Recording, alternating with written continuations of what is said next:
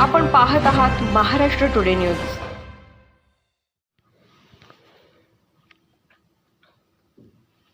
Navi Mumbai cyber पोलिसांनी एका ज्येष्ठ नागरिकाला 43,22,000 रुपयांचा गंडा घालणाऱ्या सायबर चोरट्याला राजस्थानवरून अटक केली आहे। आरोपीने व्हॉट्सअपच्या माध्यमातून ज्येष्ठ नागरिकांशी संपर्क साधत व्हिडिओ कॉलवर संवाद साधत नग्न होण्यास प्रवृत्त केले। याचा व्हिडिओ रेकॉर्डिंग करत तो व्हायरल करण्याची धमकी देत आरोपीने विविध बँक खात्यात तब्बल 43,22,900 रुपये स्वीकारले। मात्र आरोपीने वारंवार ब्लॅकमेलिंग करण्यास सुरुवात केल्याने अखेर पीडित ज्येष्ठ नागरिकाने नवी मुंबई सायबर पोलिसांना तक्रार केली। पोलिसांनी तात्काळ तपास करत राजस्थानमधील डीग जिल्ह्यातील पालदी गावात राहणाऱ्या आरोपीला अटक केली। आरोपीने आपला गुन्हा कबूल केला असून त्याच्याकडून अनेक मोबाईल फोन, सिम कार्ड तसेच ATM कार्ड जप्त केलेत। सायबर पोलीस या प्रकरणाचा अधिक तपास करत असून त्याच्या इतर साथीदारांचा शोध पोलीस घेत आहेत। महाराष्ट्र टुडे मराठीसाठी ब्युरो रिपोर्ट कासिम अली सय्यद, नवी मुंबई।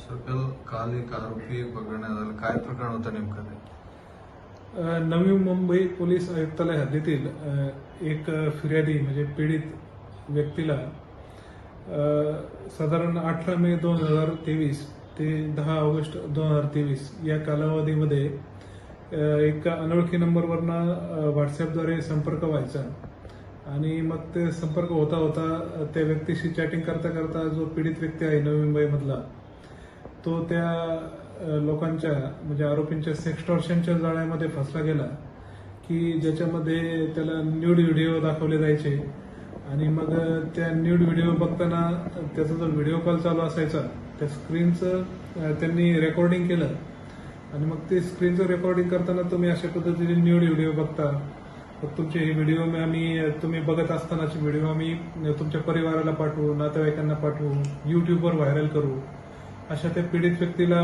धमक्या दिल्या जायच्या। आणि त्यानंतर मग जर तुम्हाला याच्यापासून वाचायचं असेल तर तुम्हाला आम्हाला पैसे द्यावे लागतील, अशा पद्धतीने त्याचं एक्सटॉर्शन केलं गेलं।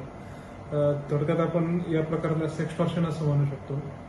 आणि त्या व्यक्तीकडून या 3-4 महिन्याच्या काळामध्ये जवळपास 43 लाख रुपये बँक अकाउंट थ्रू घेतले गेले की फक्त ते व्हिडिओ तुम्ही युट्यूबवर टाकू नका किंवा कुठल्या सोशल मीडियावर टाकू नका यासाठी।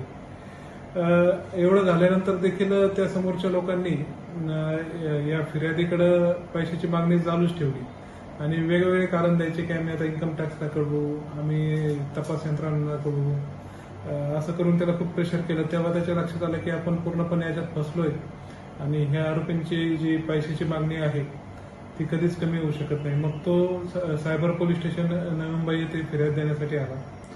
तो पोलीस स्टेशनला येताच तात्काळ त्याची फिर्याद खंडणीचा जो कलम आहे त्याच्या अंतर्गत किंवा 420 फसवणुकीच्या कलमांतर्गत, IT ऍक्टच्या कलमांतर्गत त्याची फिर्याद दाखल करून घेण्यात आली आणि याचा तपास नवी मुंबई सायबर पोलीस स्टेशनचे पोलीस निरीक्षक गजानन कदम हे करत होते।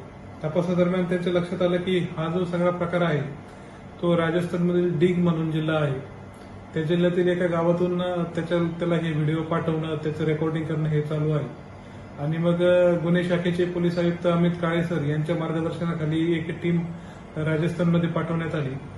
तर हा जिल्हा अतिशय म्हणजे उत्तर प्रदेशच्या बॉर्डरवरचा आहे आणि या आरोपींचं गाव जे आहे ते पालदी अतिशय दुर्गम भागातलं आहे। त्यावेळी आपण तिथल्या राजस्थानमधल्या स्थानिक पोलिसांची मदत घेतली आणि या राजस्थान उत्तर प्रदेश सीमेवरच्या पालदी गावामध्ये जाऊन असं प्रकार करणाऱ्या आरोपीला आम्ही 24 तारखेला अटक केलं। त्या आरोपीचं नाव हलीम फरीद खान असं आहे।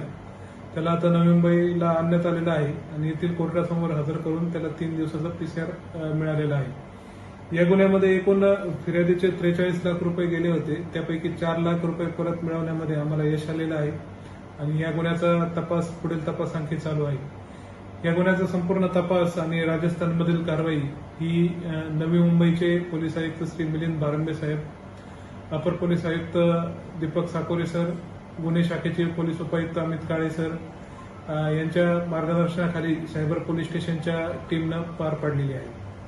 तर यापुढे देखील मी नवी मुंबईमधील नागरिकांना आवाहन करतो की आपल्यासोबत असे प्रकार घडले असतील तर कुठलीही वाट न बघता किंवा मनात संकोच न बाळगता तात्काळ cyber police station Navi Mumbai येथे संपर्क साधावा। धन्यवाद।